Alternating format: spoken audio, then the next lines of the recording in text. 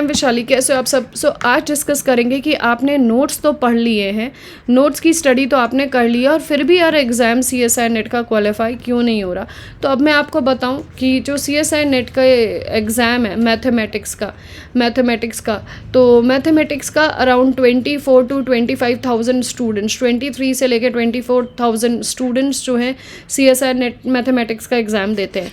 अगर इसमें हम कहें तो करीबन 6 से 8% ही जो स्टूडेंट है, करीबन 2,000-2,500 तक के जो स्टूडेंट है वही इस एग्ज़ाम को क्वालिफाई कर पाते हैं। तो इतना 2030 इस तरीके से जो स्ट्रेंथ ऑफ द स्टूडेंट है वही एग्ज़ाम कर पाते हैं क्वालिफाई।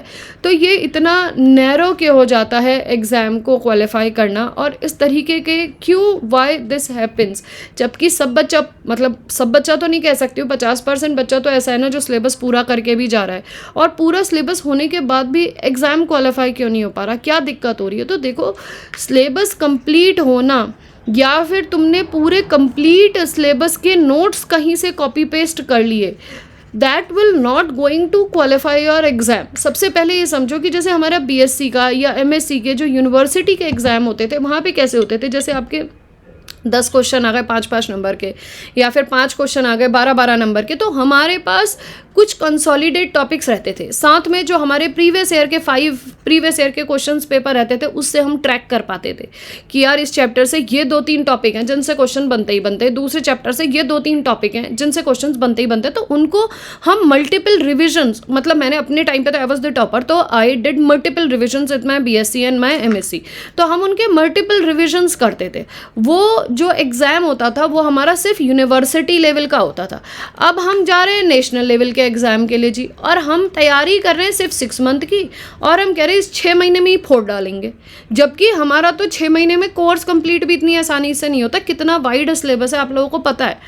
अगर 6 महीने में तुमने सिर्फ और सिर्फ कोर्स कंप्लीट किया है, तो तुमको ये पता है, जो भी बच्चे 6 महीने की तैयारी में सोच रहे हैं, कि तुमने प्रीवियस ईयर क्वेश्चंस कितनी बार एनालिसिस करें, अगर तुमने प्रीवियस ईयर क्वेश्चंस कितनी बार लगाए हैं। अब यहाँ पे प्रीवियस ईयर क्वेश्चंस मैम लगा लिए 1 बार 2 बार, बच्चे यूजुअली मुझसे जो मेंटोरशिप में जुड़ने के लिए आते हैं वो यूजुअली यही कहता है, मैम लग गए होंगे 2 बार तो कर ही लिए होंगे कम से कम, and they are super confident यार कि मतलब 2 बार कर लिया, हमने एहसान कर दिया CSI नेट वालों पे कि हमने 2 बार उनके प्रीवियस ईयर क्वेश्चन लगा लिया, अब तो हमारा एग्जाम हो ही जाएगा। कैसे सोच रहे हो?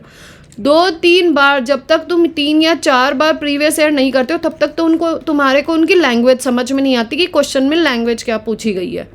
3-4 बार के क्वेश्चंस को पढ़ने में तुम्हें समझ में आता है कि ऑप्शन और क्वेश्चन गिवन किससे कनेक्ट कर रहा है, किन टॉपिक्स को लेकर वो क्वेश्चंस बनाए गए हैं, और ऐसे कौन से ऑप्शंस हैं जो हम अपनी तरफ से भी ऐड कर सकते हैं उस टॉपिक के जो क्वेश्चंस में नहीं दिए गए हैं। तो that will only be come into the picture when you solve the previous year questions of the recent year at least 4 times। तो कैसे सोच सकते हो कि 1 बार या 2 बार प्रीवियस ईयर क्वेश्चंस को सॉल्व करके हमारा एग्जाम हो जाता है। And this is the real fall और fail situation for the students जिस ट्रैप में वो आ जाते हैं। तो नोट्स कंप्लीट होना ज़रूरी नहीं है, ज़रूरी ये है कि कम पढ़ो, सही पढ़ो, कम से कम मल्टीपल रिविजन्स करो, तब आपका एग्ज़ाम क्वालिफाई होने के बहुत चांसेस बढ़ जाएंगे। साथ में अगर आपके नंबर कम भी आए ना, तो आपको ये पता चल जाएगा कि मेरी इस बार की क्या मिस्टेक हुई है, और मैं जिस हिसाब से अपनी तैयारी करके गई हूँ या गया हूँ, मुझे नेक्स्ट टाइम पे उस पर कितना और फोकस करना है। You don't need help of anyone.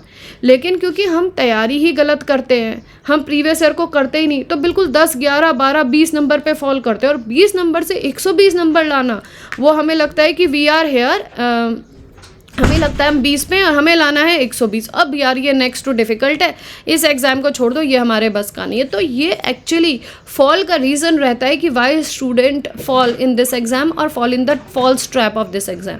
So it is very important कि आपकी स्ट्रेटेजी सही होनी चाहिए और आप सही तरीके से तैयार करें।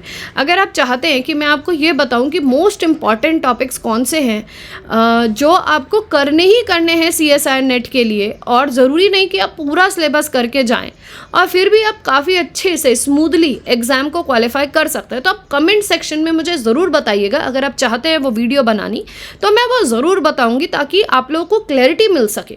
उसके अलावा ये भी बताइएगा कि अगर आप चाहते हैं कि टॉपिक वाइज कौन से मोस्ट इंपॉर्टेंट टॉपिक्स हैं high weightage to low weightage, ताकि आप high weightage to low weightage topic पे आप काम करें ताकि आप अपनी एग्ज़ाम की प्रिपरेशन को बूस्ट कर सकें। तो अगर आप कमेंट करेंगे तो मैं ऐसी वीडियोस आपके लिए ज़रूर लेकर आऊँगी जो आपको हेल्प करेंगी, रिविजन के लिए भी हेल्प करेंगी टू आइडेंटिफाई कि what actually the demand of the CSI net regarding the syllabus आपको प्रिपरेशन में. So thank you for watching this video.